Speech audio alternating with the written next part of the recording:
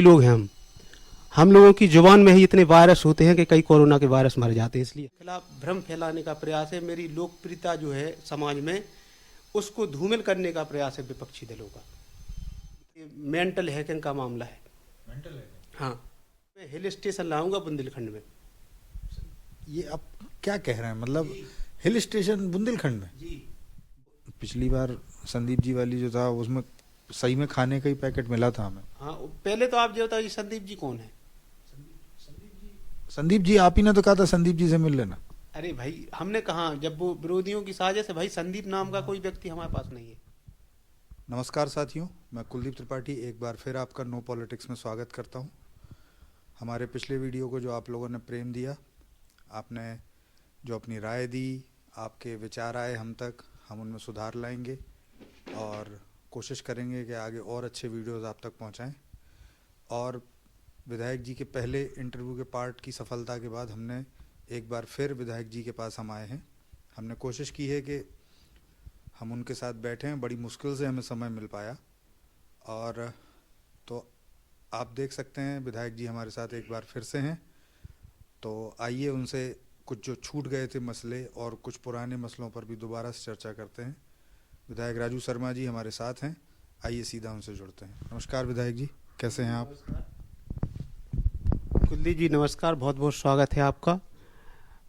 इससे पहले कि आप प्रश्न करें अपने, मैं सभी साथियों से ये निवेदन करना चाहता हूँ कि कोरोना का सीज़न चल रहा है, आप सभी लोग मास्क पहनें, क्योंकि ज़िंदगी दोबारा नहीं मिलती है। चुनाव तो 5 साल में आ जाते हैं, और चूंकि मैं मास्क नहीं लगाया हूँ तो इसके लिए मैं आपको बता दूं कि सियासती लोग हैं हम लोगों की जुबान में ही इतने वायरस होते हैं कि कई कोरोना के वायरस मर जाते हैं। इसलिए हम लोगों को छूट दे रखी है ये। लेकिन आप लोग अपना बहुत ख्याल रखें, आप लोग मास्क लगाएं, मास्क का प्रयोग करें। धन्यवाद। तो विधायक जी, जैसा कि आपको याद होगा, हम कुछ दिनों पहले आपके पास आए, आपने हमारे साथ एक इंटरव्यू किया जिसको बहुत सारे लोगों ने देखा और तमाम तरीके की उसमें प्रतिक्रियाएं आ रही हैं। और हम जब आपसे चर्चा करने की कोशिश की, हमने संदीप जी से मुलाकात करने की कोशिश की, तो उन्होंने हमें पहचानने से इनकार कर दिया और वो कहने लगे कि आप आए कब थे और विधायक जी ने आपको इंटरव्यू कब दिया था। ये थोड़ा सा मेरे लिए चौंकाने वाली बात थी, तो इसीलिए मैं आज दोबारा आपके पास आया हूँ। बड़ी मुश्किल से आपका समय मिल पाया हमें, और हमें पता चला कि आज आप घर पर हैं, आप किसी चुनावी यात्रा में नहीं गए हैं, तो हम सीधा आपके पास आ गए। तो विधायक जी, ये क्या सुनने में आ रहा है? आपके लोग कह रहे हैं कि आपने वो इंटरव्यू दिया ही नहीं। पहले तो हमें ये लगता है कि आप भी उसी पत्रकार जमात में शामिल हो गए हैं। मैंने पिछले 7 वर्षों से कोई इंटरव्यू नहीं दिया है। 7 वर्षों से मैंने कोई ना इंटरव्यू दिया है, ना कोई पत्रकार वार्ता की है, क्योंकि मैंने दुनिया के तमाम लोगों को पढ़ रखा है। अमेरिका के एक राष्ट्रपति हुए हैं, उनका मानना था कि दुनिया में अगर विवाद आपको पैदा करना है तो आप बोलिए, अगर आपको विवादों से बचना है तो आप कम से कम बोलें, या संभव हो सके तो ज़्यादा से ज़्यादा चुप रहें। इसलिए मैं इन चीज़ों में ज़्यादा मीडिया के उसमें नहीं पढ़ता हूँ, क्योंकि मीडिया भ्रम फैलाने का काम करता है और ये विरोधियों की साजिश है मेरे खिलाफ। आप देखो विज्ञान कितनी विकसित हो चुका है। विज्ञान तकनीकी का प्रयोग तो देखें आप, लोग चांद पे पहुंच रहे हैं, मंगल ग्रह पे पहुंच रहे हैं, तो मुझे विश्वास नहीं होता था। लेकिन अभी आपने जो कहा कि मेरा इंटरव्यू, मैंने देखा है वो इंटरव्यू, तो किस तरीके से गलत तथ्यों को पेश किया गया मेरे बारे में। जबकि हमें तो ये लगता है कि विज्ञान क्या इतना विकसित के मतलब मेरा क्लोन भी बना लिया लोगों ने। भाई वहाँ जो मेरा इंटरव्यू है, मैंने उसमें देखा वो खादी का कुर्ता नहीं है मेरा, मैं कभी खादी पहनता ही नहीं हूँ। अरे कहाँ, मैं टोपी लगाता हूँ, मैं केजरीवाल का समर्थक हूँ। आज मैंने नहीं लगाई है टोपी, लेकिन मैं टोपी लगाता हूँ। मैं तो भाई आम आदमी हूँ। तो ये मेरे खिलाफ भ्रम फैलाने का प्रयास है। मेरी लोकप्रियता जो है समाज में, उसको धूमिल करने का प्रयास है विपक्षी दलों का। विधायक जी, आप मतलब हैरान करने वाली बात कह रहे हैं। मैं खुद आया हूँ, हमारे पास वीडियो साक्ष्य है। आप चाहें तो आप वो वीडियो देख, आप उस वीडियो को भी झुठला रहे हैं। नहीं, झुठलाने भाई वाली बात ही नहीं है। अरे भाई, हम क्यों झूठ बोलेंगे? हम क्यों अपने उसमें झूठ बोलेंगे? हालांकि वीडियो मैंने जो देखा है, वो पता नहीं अब कहाँ से मेरे विचार कहाँ से हैक कर लिए उसने। ये मेंटल हैकिंग का मामला है। मेंटल है। हाँ भाई, सोशल इंजीनियरिंग जो चल रही है, अब हमें लगता है मेंटल इंजीनियरिंग का दौर आ गया है। आप ये समझो कि उसमें कई चीज़ें जैसे वो पैकेट वगैरह हैं उसमें दिखा रहे हैं, तो वो तो हो सकता है कोई भंडारा होगा, लेकिन हम ये सोच रहे हैं कि मेरी भंडारा? वो जो उसमें जो है कि वो पैकेट ले जाइए आप। करे अरे काहे का पैकेट भैया, क्या भंडारे के पैकेट नहीं ले जा सकते? पैकेट पैसा ही का होता है। भंडारा मतलब पूरी सब्जी वाला भंडारा? और दूसरी बात ये है कि उसमें जो आप क्या पूरी सब्जी के पैकेट बंटवाते हैं क्या? मैं तो भाई भंडारा करवाता हूँ, धार्मिक व्यक्ति हूँ, लेकिन वो मेरा इंटरव्यू नहीं है। मैं तो इस बात से अचंभित हूँ कि आखिर इतनी तकनीकी का विकास कि मेरे दिमाग के विचार चोरी हो गए। भाई वो जो जिसने भी वो जो दे रहा था इंटरव्यू, उसने जो बताया है कि ताजमहल से यमुना निकलवाएंगे, बेतवा नदी का हटवाएंगे, तो ये मेरी योजनाएं हैं, लेकिन एक चीज़ वो नहीं समझ पाया। कई कई विचार हैं भाई। मेरा तो विचार यहाँ तक भी है कि बुंदेलखंड के साथ बड़ा सौतेला व्यवहार हुआ है। भविष्य में अगर बुंदेलखंड राज्य बनता है और पावर मेरे हाथ में रहती है, तो मेरा विचार यहाँ तक होगा, यहाँ बुंदेलखंड में कोई हिल स्टेशन नहीं है भाई। सारी हिल स्टेशन क्या मध्य प्रदेश में, उत्तरांचल में, हिमाचल में ही रहेंगी। अगर मेरी सरकार बनती है भविष्य में, तो मैं हिल स्टेशन लाऊंगा बुंदेलखंड में। ये आप क्या कह रहे हैं? मतलब हिल स्टेशन बुंदेलखंड में? जी वो कैसे संभव हो पाएगा? बिल्कुल सब संभव है। आज के दौर में, विज्ञान के दौर में सब संभव है। जैसे जैसे हमारे यहाँ जैसे खनन हो रहा है, खनन हो रहा है, तो खनन से कई जगह ऐसा खनन होता है कि बीच में खाई हो गई और उसके खाई के बीच में छोड़ देते हैं, तो वहाँ पे हम हिल स्टेशन लाएंगे और खाइयाँ जो है उनको हम झील में परिवर्तित करवाएंगे, पर्यटन स्थल बनवाएंगे। बुंदेलखंड का विकास, यहाँ पर्यटन स्थल बनेगा, विदेशों से पर्यटक आएंगे। मतलब खनन और हिल स्टेशन, मतलब समझ में नहीं आया। मतलब आप मतलब कहना क्या चाह रहे हैं? खनन तो ठीक है, उन्होंने खाइयाँ बना दी हैं और वो जमीन के अंदर तक पहाड़ियाँ तो छोड़ी ही नहीं, उनके नीचे भी घुस गए, अंदर तक खोद डाला। उनमें बरसात में पानी भी भर जाता है, ये भी बात आपकी सही है, लेकिन मौसम का क्या करेंगे आप? मतलब हिल स्टेशन पे तो आदमी इसलिए जाता है ना कि वहाँ मौसम खुशनुमा होता है, सुहाना होता है, ना ज़्यादा सर्दी होती है ना ज़्यादा गर्मी होती है। यहाँ तो आप जानते हैं प्रचंड गर्मी प्रचंड सर्दी। ये तो बुंदेलखंड तो इसीलिए जाना जाता है, आप इसको हिल स्टेशन में कैसे तब्दील कर देंगे? अरे कुलदीप जी, आप पत्रकार लोग हमें लगता है होमवर्क कम करते हैं। ट्रांसफर पोस्टिंग सुने हो? तो ये ट्रांसफर पोस्टिंग का मामला है। वहाँ से हम ट्रांसफर करवाओ, यहाँ पोस्टिंग करवा देंगे हिल स्टेशन की। यही तो काबिलियत है हमारी। तो वहाँ क्या बचेगा फिर? तो वहाँ का वो लोग जाने भाई, हम अपने यहाँ का देखें या वहाँ का देखें। जी तो अभी जो लोग वहाँ जा रहे हैं फिर वो यहाँ आया वो करेंगे? यहाँ आएंगे। वहाँ का जो पैसा है वो हमारे बुंदेलखंड में आएगा, बुंदेलखंड समृद्ध होगा। यहाँ जो लू के थपेड़े चलते हैं और हम लोग वहाँ जो आनंद लेने जाते हैं हिल स्टेशन पे, वो यहाँ ही बुंदेलखंड में उपलब्ध होगा। मतलब जैसे पचमढ़ी पंचगनी वो आप यहाँ बना देंगे? जी, वो बुंदेलखंड में, वो उसका अनुभव आप बुंदेलखंड में कर पाएंगे। तो जैसा कि पुराने वीडियो में आप कह रहे हैं, आप नहीं है, आपका कोई क्लोन है या हम तो हम, हाँ, वो विचारों की हैकिंग का मामला है। उस पर तो हम, उसमें तो ज़्यादा हम उस पर वो इसलिए नहीं कर रहे हैं कि वो उसकी कुछ बातें हमें अच्छी लगी, जैसे ताजमहल से यमुना निकलवाना या पारीछा डैम, पारीछा जो नदी है या जो हमारी बेतवा नदी है उसका रूट चेंज करना। तो ये चूँकि हमारे इंटरेस्ट के मामले, इसलिए हम उसको ज़्यादा डिस्टर्ब नहीं कर रहे हैं, अन्यथा मानहानि का मुकदमा करते हैं उसके खिलाफ। पता नहीं तुम पत्रकार लोग क्या क्या करते रहते हो, समझ में नहीं आता। अब आप तो हमसे गुस्सा हो रहे हैं, हम तो और आपको एक सुझाव है कि आप ऐसे ही आ जाते हैं। भले ही कितनी भी सियासती गर्मी हो, लेकिन सर्दी है मौसम में, तो आप जरा टोपी ओपी लगा के आया करें, सर्दी लग जाएगी। नहीं है सर, उधर रखी है, गाड़ी में रखी। और पूछें आप क्या जानना चाहते हैं हमसे? तो सर वो जो बेतवा नदी और यमुना नदी वाला जो प्लान है उस पर आप सहमत हैं? बिल्कुल सहमत हैं। वो तो निश्चित रूप से वो हमारे विचार हैं, लेकिन अब ताज्जुब मुझे इस बात का है कि वो मेरे विचार पहुँचे कैसे। मैं इंटरव्यू पिछले 7 साल से, अभी आपको हमने बताया कि पिछले 7 साल से मैंने कोई इंटरव्यू नहीं दिया, मैं किसी पत्रकार वार्ता में नहीं जाता हूँ। वो सर एक हॉलीवुड की एक फिल्म थी ऐसी विचारों की चोरी के ऊपर, मुझे वैसा कुछ आप लग रहा है कि आपने वो या तो वो फिल्म देखी है या आप उससे प्रभावित हो गए हैं। आप इस तरीके की बात कर रहे हैं। मतलब आपने वो वीडियो देखा है अपना जो पहला रिलीज हुआ है? तो भी आप नकार रहे हैं कि आप नहीं? मत बोलिए, वो मेरा वीडियो नहीं है। आपका नहीं है? नहीं जी, विरोधियों की साजिश है मेरे खिलाफ। चुनाव आ रहा है, इसलिए भाई प्रचंड मेरी लोकप्रियता इतनी है कि मेरे खिलाफ कोई टिक नहीं पाएगा। इसलिए वो विरोधियों की मेरे खिलाफ साजिश है। उन्होंने जो जो जाली वाले वो ऐसा वो ये मेरे थोक वोट बैंक हैं, और मेरे वोट बैंक को प्रभावित करने के लिए ऐसा सब चंदन वंदन लगा के वो मेरे खिलाफ साजिश रची गई है। तो आज आप फिर शॉल ओढ़ के बैठे हैं, मतलब आप हमेशा ऐसे शॉल में रहते हैं क्या? नहीं, अरे भाई सर्दी है, सर्दी का मौसम है, तो भाई जैसे जुबान से वायरस निकलते हैं तो कोरोना तो नहीं होगा, लेकिन जुकाम नजला तो हो सकता है।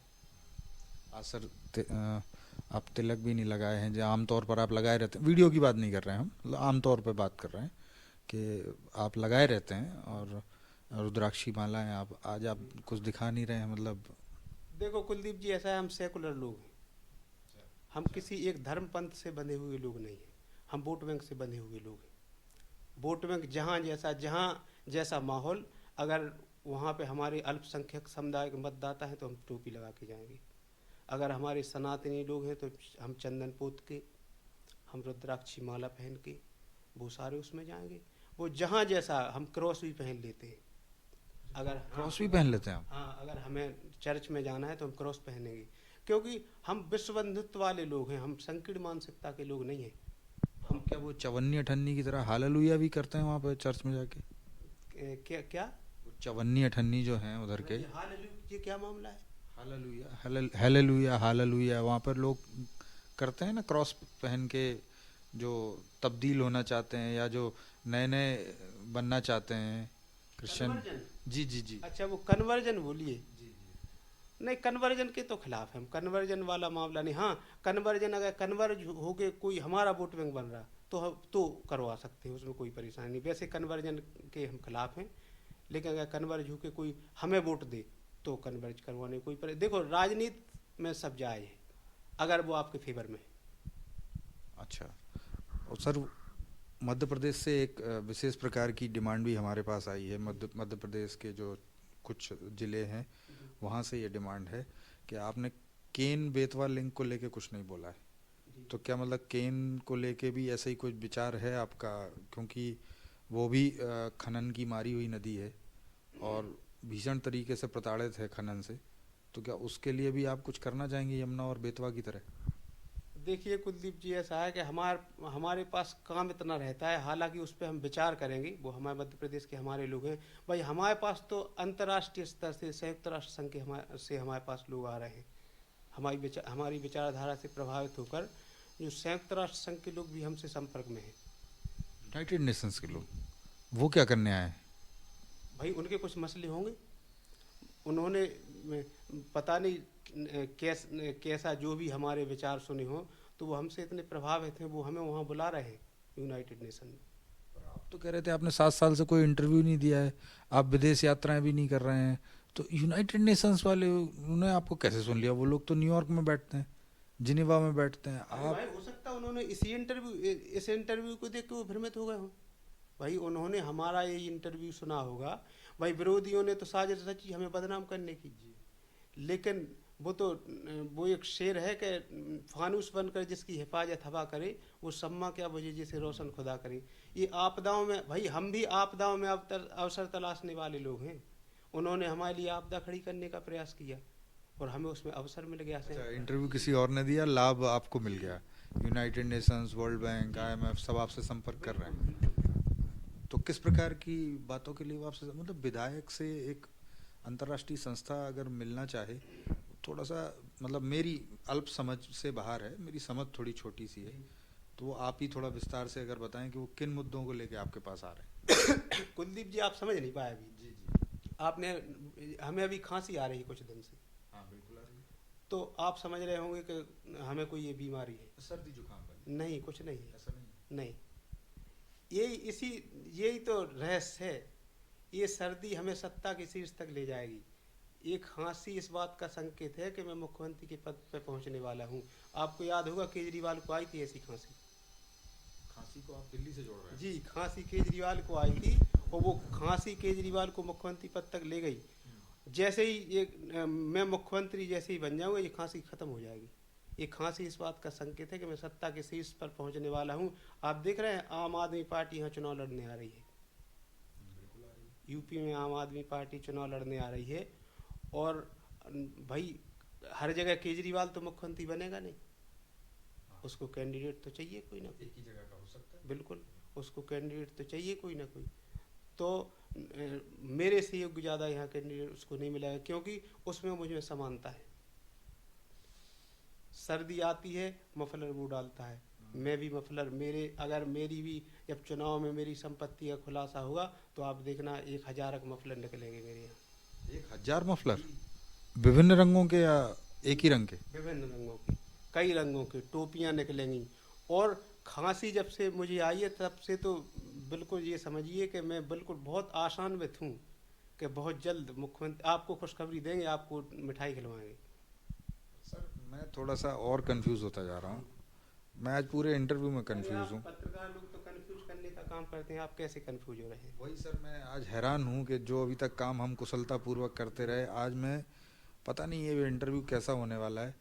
लेकिन मैं शुरू से ही कंफ्यूज हो गया। जैसे ही आप मुकर गए ना उस वीडियो कि मेरा वीडियो नहीं है, क्लोनिंग, और आप उसको सपनों की चोरी तक ले गए हॉलीवुडिया स्टाइल में, मैं थोड़ा सा कंफ्यूज हो रहा हूँ इस बात को लेके कि 2 लिस्टें आ चुकी हैं सर, जी सभी दलों की आ चुकी हैं, जी। चुनाव की घोषणा हो चुकी है, उसके बाद हम लोग मिल रहे हैं। और शुरुआती 2 चरण और लगभग तीसरे चरण की भी लिस्ट तमाम जगह से आउट होने लगी है, खुलासे होने लगे हैं कि इनको टिकट मिल रहा है, उनको टिकट मिल रहा है।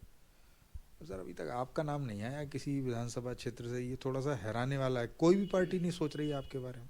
देखिए कुलदीप जी, ऐसा है कि मैं एक सच्चा और ईमानदार व्यक्ति हूँ, तो मेरी ऊर्जा का वलय ऐसा है कि अच्छे अच्छे लोग कन्फ्यूज हो जाते हैं। और आपने जो कहा कि लिस्टें निकल रही हैं, लिस्टें निकलेंगी। मेरे नाम पे बवाल मचा हुआ है। मेरी विचारधारा समझ के, मेरी लोकप्रियता देख के सारी पार्टियों में ये समझिए आप बवाल मचा है। हर पार्टी ये सोच रही है कि मैं टिकट दूंगा इनको, वो सोच रही है मैं टिकट दूंगा, तो उनमें लट्ठम लट्ठा है। जी ये स्थिति है। हाँ, इसलिए इस विवाद का कारण ये है। सारी पार्टियां चाहती हैं या तो सारी पार्टियों के नाम एक साथ आएंगे वो मेरे नाम पे, अब वो लड़ेंगे कि आखिर मेरे निर्णय की प्रतीक्षा करेंगे मैं कहाँ से लड़ूंगा। और मैं ये सोच रहा हूँ कि इस बार कि भाई 3 बार विधायक रह लिया, तो भाई गो फॉरवर्ड, आगे बढ़ो। आप एक ही जगह टिके हैं, आप क्या विकास कर रहे हैं? तो सर चुनाव तो विधानसभा का है, मतलब इसमें आप गो फॉरवर्ड मतलब क्या और क्या कर सकते हैं आप? मतलब ये है कि क्या विधायक के लिए पैदा हुए? ऐसा मैंने नहीं कहा, मतलब मैं ये कह रहा था कि माहौल तो चुनावी विधानसभा का है। 5 राज्यों में विधानसभा चुनाव है, उत्तर प्रदेश में भी है। आप उत्तर प्रदेश से जुड़े हुए हैं, आप उत्तर प्रदेश से ही कई बार, तो मतलब आप गो फॉरवर्ड क्या पंजाब या उत्तराखंड ऐसा कुछ सोच रहे हैं क्या? नहीं, मेरे लिए देखो कई ऑफर हैं। जैसे अगर उत्तर प्रदेश के मुख्यमंत्री हम नहीं बनते हैं तो संयुक्त राष्ट्र संघ वाले भी हमको बुला रहे हैं। मुख्यमंत्री मतलब आपको अभी तक किसी ने टिकट भी नहीं दिया है, आप मुख्यमंत्री? हमने बताया ना आपको कि खांसी संकेत दे रही है इस बात का कि ओह अच्छा, खांसी, ठीक ठीक, मैं भूल गया, सॉरी। मुख्यमंत्री बनने तक ये खांसी नहीं जाने वाली। और हमारे पास तो ऑफर संयुक्त राष्ट्र से भी है। और अब विधायक के पद पे अकेले नहीं रहना चाहते। हम सोच रहे हैं हम या तो देश के राष्ट्रपति बने, राज्यपाल बने, राष्ट्रपति नहीं बने तो कम से कम राज्यपाल बने। और अन्यथा हमारे पास बहुत ऑफर हैं, हम संयुक्त राष्ट्र चले जाएंगे। लेकिन हम ये सोच रहे हैं कि हम विदेश नहीं जाना चाहते। भाई हम ये चाहते हैं कि हमारी प्रतिभा का फ़ायदा हमारे देशवासियों को मिले।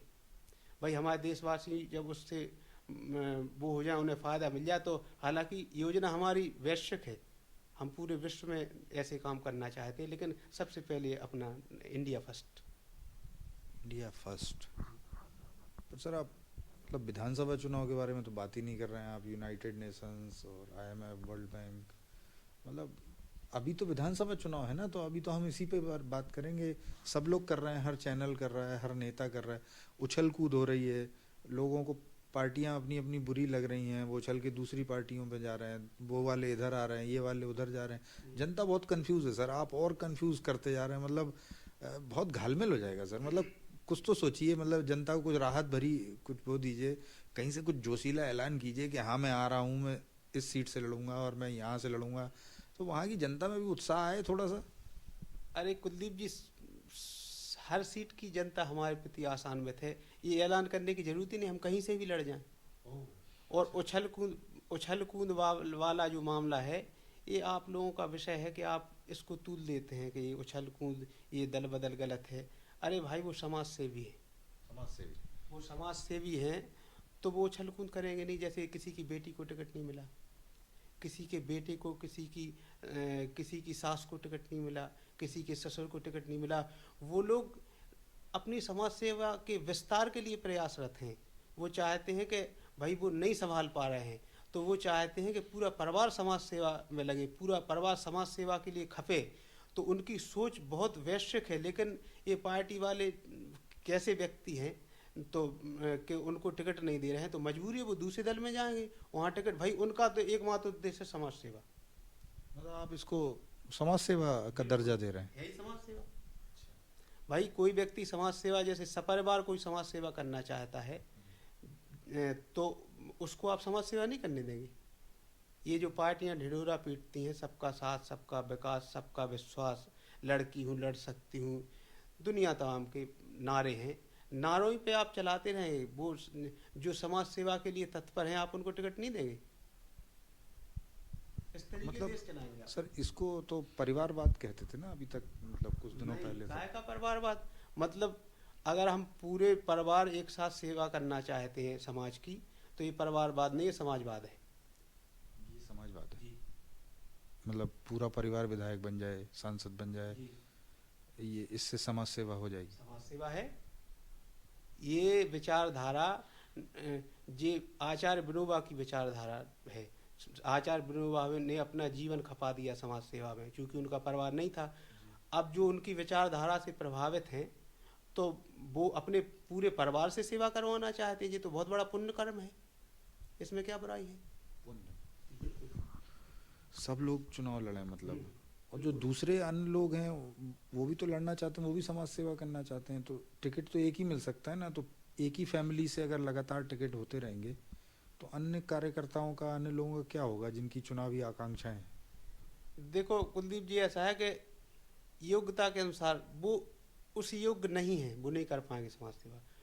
जो योग्य हैं उन्हें जगह मिलनी चाहिए। जो भाई जो योग्य है, उनका पूरा परिवार योग्य है, तभी तो ये पूरे परिवार के लिए मांग रहे हैं। आप जिंदाबाद मुर्दाबाद के लिए बने हैं, आप जिंदाबाद मुर्दाबाद के लिए बने हैं, नेताजी के जयकारे के लिए बने हैं, तो आप अपना काम करिए ना। भाई मशीन है कोई, मशीन का हर एक पुर्जा महत्वपूर्ण है, लेकिन जिस पुर्जे का जौन सा काम है, उस पुर्जे को वो काम करना चाहिए। आप कहें कि साइलेंसर लगा है, और साइलेंसर एक्सीलेटर का काम कर पाएगा क्या? भाई एक्सीलेटर का काम तो वही एक्सीलेटर करेगा, साइलेंसर का काम धुआं निकालना है। तो कार्यकर्ता जो लोग हैं, जो टिकट के लिए चिल्लाते हैं, उनमें योग्यता नहीं, वो जिंदाबाद मुर्दाबाद के लिए हैं। जिंदाबाद मुर्दाबाद करें, टिकट क्यों मांगते हैं? जी, तो बहुत क्रांतिकारी विचार है सर। और मतलब क्रांतिकारी विचार है कि जिसने जीवन भर जो किया है वो वही करे, पुश्तैनी बना ले उसको। हाँ, बनाना ही चाहिए भाई पुश्तैनी। उसमें उसको योग्यता हासिल, जैसे जिंदाबाद मुर्दाबाद वाले हैं, वो जिंदाबाद मुर्दाबाद करेंगे, उनकी पीढ़ियाँ जिंदाबाद मुर्दाबाद करेंगी, तो कितनी धार आएगी उनमें, उनमें निखार आएगा उनके जिंदाबाद मुर्दाबाद में। हम लोग सेवा करने वाले हैं, हम लोग उसी हिसाब से जब सेवा में लगातार आगे बढ़ते जाएंगे, तो सेवा के और नए नए तरीके निकालेंगे। हम ट्रस्ट बना के सेवा करेंगे, सरकारी जो पैसा आएगा उसको ट्रस्टों में लाएंगे, हाँ NGOs में लाएंगे, ट्रस्ट में लाएंगे, उनसे बड़ी बड़ी लग्जरी गाड़ियाँ खरीदेंगे। हम लोग विदेश यात्राएं करेंगे, वहाँ से तमाम तकनीकी लाएंगे। तो ये भाई पीढ़ी दर पीढ़ी करेंगे, तभी तो ये विकास होगा। अच्छा, मतलब जो पिताजी ने जो अनुभव ले रखा है उससे बच्चा सीख के और नई टेक्नोलॉजी लाके कुछ नया करके उसी जनता को बार बार मतलब एक तरीके से मूर्ख ही बनाता रहे। नहीं, मूर्ख बनाने का मामला नहीं है। आप ये बताएं, जैसे मनुष्य का विकास बंदरों से होता, बताते हैं बंदरों से हुआ, तो आज हमारी जो मनुष्यों की पीढ़ी आप देख रहे हैं, जो नई जनरेशन है, वो कितनी शार्प माइंड है।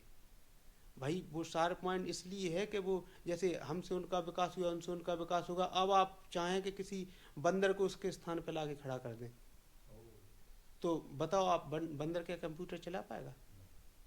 तो ऐसा ही है कि जैसे मान लो हम समाज सेवा कर रहे हैं, तो समाज सेवा के क्या गुण हैं, किस तरीके से समाज सेवा की जाती है, क्या आयाम है समाज सेवा के, वो हम तय करेंगे। भाई हमें अनुभव है उस चीज़ का। जिंदाबाद मुर्दाबाद वाले अगर लाएंगे तो वो देश को 50 साल पीछे ले जाएंगे। वो 50 साल में हमारे लेवल पे आ पाएंगे, इसके बाद आगे बढ़ पाएंगे। तो आप नहीं चाहेंगे कि देश आगे बढ़े? हम तो सर चाहते हैं देश आगे बढ़े और बहुत तेज़ी से आगे बढ़े।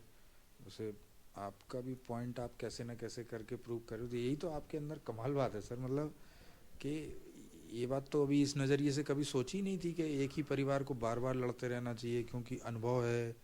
और कंपनियों में भी ऐसे ही कहा जाता है कि अनुभवी आदमी को नौकरी देनी चाहिए, क्योंकि वो पहले से सीखा हुआ होता है, भले भी किसी भी कंपनी में सीखा हुआ हो।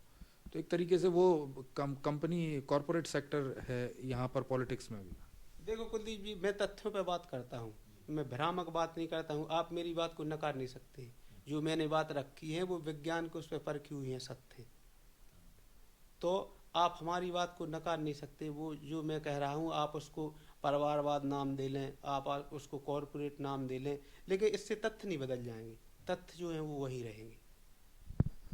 ठीक है, अब आप कह रहे हैं तो मानना पड़ेगा। आपके पास एसपीजी है अपना खुद का, ठीक ही है। भाई आप कह रहे देखते हैं नहीं तो है कि जैसे अगर मोदी जी ने कुछ कहा है तो सही कहा होगा। तो है, लोग कहते हैं कि उन्होंने किया होगा तो सही किया होगा। तो भाई अनुभवी जो व्यक्ति है उसकी बात को आपको मानना पड़ेगा अगर आप सही राह पे जाना चाहते हैं, और अन्यथा भ्रमित होते रहिए। उसमें कोई वो नहीं है, आप खड्डे में गड़े हैं। मतलब आप नया विधायक किसी को बनाएंगे हाँ, खड्डे में तो जाएंगे। उसको साल 2 साल तो ये सीखने में लग जाएगा कि कौन से विभाग में कौन सी फाइल जाती है, बिल्कुल। कैसे काम करवाए जाते हैं। काम तब तक उसका कार्यकाल खत्म होने काम पे आ जाएगा। करवाया जाता है। और कुलदीप जी, नया विधायक जो बनेगा, तो जैसे मान लो हम हैं, तो आता है कि भाई हमारे पास पर्याप्त पैसा है। नया विधायक जो आएगा तो 5 साल वो काम करेगा या अपनी आय के जरिए ढूंढेगा? पहले तो वो ये पता करेगा कि कहाँ से पैसा हमारे पास आया, कहाँ से भ्रष्टाचार होगा। भाई हमें तो सारे रास्ते पते हैं, हमें उनमें तो समय गुजारना नहीं है। भाई हमें तो पूरा फुल टाइम 24 आवर्स हमारा है समाज सेवा। समाज सेवा, ये सबसे अहम मुद्दा यही है कि समाज सेवा की जाए, भले ही कैसे भी की जाए, किसी भी दल में रह के की जाए। बिल्कुल आप इसको गलत नहीं मानते? गलत नहीं मानते। हमारा तो ये है कि कोई व्यक्ति अगर सेवा नहीं चाहता है तो हम जबरन पकड़ के उसकी सेवा करेंगे। जैसे आपके घर का कोई मरीज बीमार है, तो वो बोले कितनी ना नुकुर करे, आप उसका इलाज नहीं करवाएंगे। आप उसको जबरन दवाई खिलाएंगे, आप उसको जबरन इंजेक्शन लगवाएंगे, बोतल देंगे। तो हमारा ये बीमार समाज जो है, हम उसको जबरन पकड़ के इसकी सेवा करेंगे। मतलब सही बात है सर। दवाई खाना किसको पसंद है, पर इंजेक्शन किसको अच्छा लगता है, पर देना तो पड़ता ही है।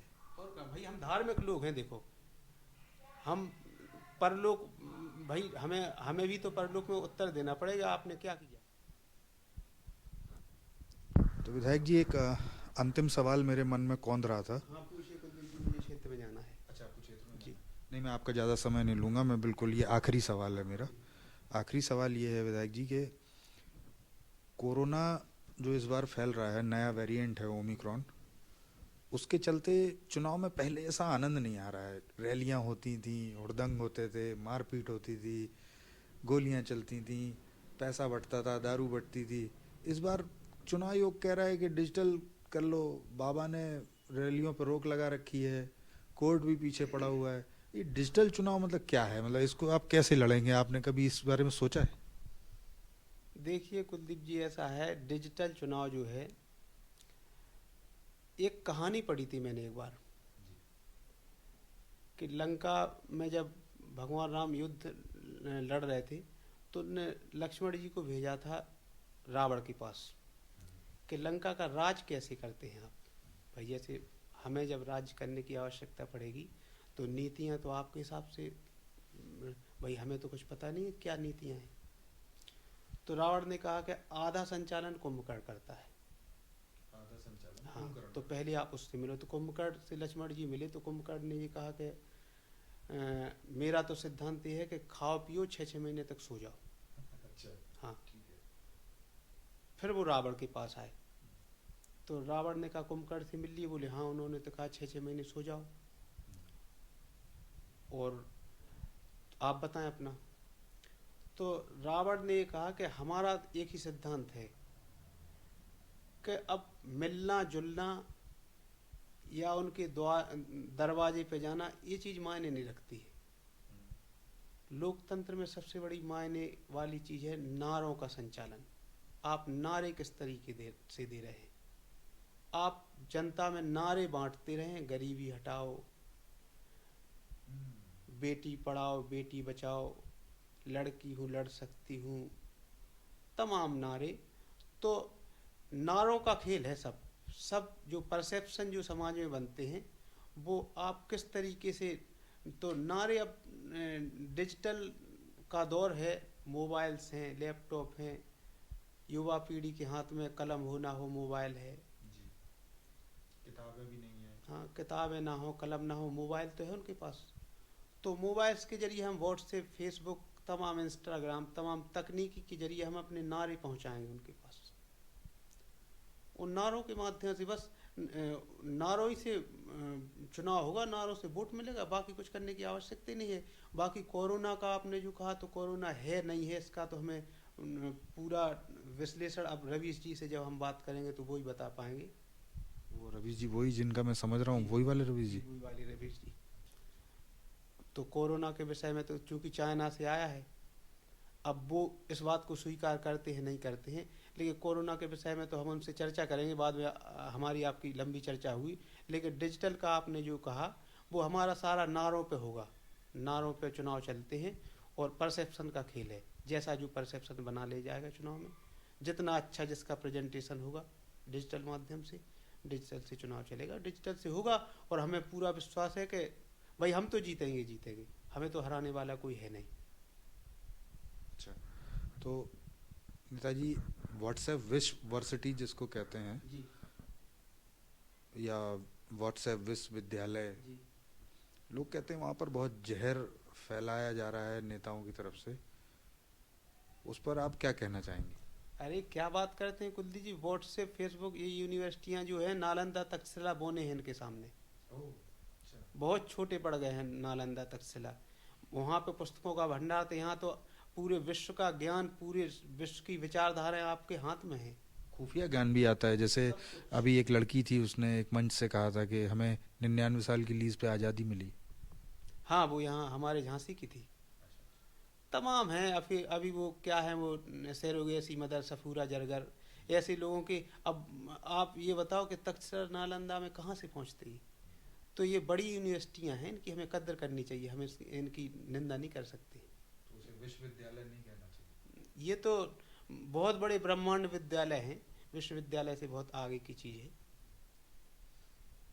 ठीक है विधायक जी, धन्यवाद आपका। आपको चुनावी यात्रा में जाना है, मैं माफ़ी चाहूँगा, थोड़ा मैं और समय लेना चाहता था आपका, लेकिन थोड़ा जल्दी इंटरव्यू ख़त्म करना पड़ेगा। बहुत धन्यवाद। और आप मास्क लगाइए पहले। जी जी सर, बस यहाँ से मैंने सोचा सर चेहरा नहीं दिखता है, फिर आदमी पूछता है कौन था, कौन इंटरव्यू लेके चला गया, या चेहरा दिखने के बाद भी लोग नकार दे रहे हैं कि हम नहीं थे, तो ऐसा हो रहा है। कुलदीप जी आप, मैं आपकी बात नहीं कर रहा हूँ, मतलब अन्य लोगों की बात कर रहा हूँ। अन्य लोग, आप तो सर जो मतलब मैंने पहले भी कहा था कि मैं बिल्कुल आपके साथ हूँ। कुलदीप जी आपके अलावा मैं किसी को इंटरव्यू नहीं देता हूँ। आप आए हैं इसलिए इंटरव्यू दिया है, अन्यथा मुझे अभी डॉक्टरों ने मना किया है कि आप रैलियों के अलावा कहीं नहीं बोल सकते, इंटरव्यू बोलना मना है हमारा। हाँ, कुछ प्रॉब्लम है। डॉक्टरों ने मना किया? ठीक है, मना किया है तो ठीक ही किया होगा। तो मैं बस इसी मोड पर यहाँ पर इसको अंत करना चाहूँगा। बस एक आपसे गुजारिश है कि आगे भी हमें आप समय देते रहिएगा, ताकि आपका अगर बिहेव सही बना रहेगा, आप ऐसी उलझुल बातें नहीं करेंगे कि मैंने इंटरव्यू दिया था। अरे आपको हम पे विश्वास है कि विरोधियों पे विश्वास है? सर हमें आप पे विश्वास है, आपने कह दिया नहीं दिया था तो हमने मान लिया नहीं दिया था, बस बात खत्म। कभी भी आपको समय मिलेगा। ठीक। तो सर वो पिछली बार संदीप जी वाली जो था उसमें सही में खाने का ही पैकेट मिला था हमें। हाँ, पहले तो आप ये बताइए संदीप जी कौन है? संदीप जी आप ही ने तो कहा था संदीप जी से मिल लेना। अरे भाई, हमने कहा, जब वो विरोधियों की साजिश है भाई, संदीप नाम का कोई व्यक्ति हमारे पास नहीं है। हम किसी संदीप नाम के व्यक्ति को नहीं जानते हैं। तो फिर वो जो सोनू जी हैं, सोनू त्रिपाठी जी? हाँ, सोनू त्रिपाठी जी हमारे मित्र हैं। हाँ, वो हमारे मित्र हैं, लेकिन संदीप जी नाम के किसी व्यक्ति को हम वो आपका काम नहीं देखते हैं? नहीं, काम तो हमारे घर के सदस्य जी। Who is Sandeep ji? संदीप जी कोई नहीं, संदीप आपने मना कर दिया, नहीं तो नहीं है फिर। विधायक जी धन्यवाद, आपको चुनाव के लिए बहुत बहुत शुभकामनाएं। आशा करता हूँ अगली लिस्ट में आपका नाम आ जाए। अगली लिस्ट में नाम नहीं, आप मुख्यमंत्री के लिए शुभकामनाएं दीजिए। जी मुख्यमंत्री के लिए शुभकामनाएं दे देता हूँ मैं आपको। मैं तो चाहूँगा आप वर्ल्ड बैंक के अध्यक्ष बन जाओ, IMF के चेयरमैन बन जाओ। अब की बार आपको मिठाई खिलाई जाएगी आप जब आएंगे। ठीक है, कुछ शुक्रिया विधायक जी। तो दोस्तों एक बार फिर हमारे साथ थे विधायक राजू शर्मा जी। अभी 2 लिस्टों में उनका नाम नहीं आया, लेकिन उन्हें पूरी उम्मीद है कि आने वाले समय में वो इसी चुनाव में 2022 के ही चुनाव में मुख्यमंत्री बनेंगे। नहीं बन पाए तो राष्ट्रपति बनेंगे, राज्यपाल बनेंगे, या IMF के चेयरमैन बनेंगे, वर्ल्ड बैंक के अध्यक्ष बनेंगे, या यूनाइटेड नेशंस के जाके चेयरमैन बन जाएंगे। मतलब वो कुछ ना कुछ करेंगे, लेकिन जनता की, आपकी, सब लोगों की सेवा करते रहेंगे। इसी के साथ मैं आप लोगों से विदा लेना चाहूँगा। मैं कुलदीप त्रिपाठी, नो पॉलिटिक्स की तरफ से आप सभी को नमस्कार।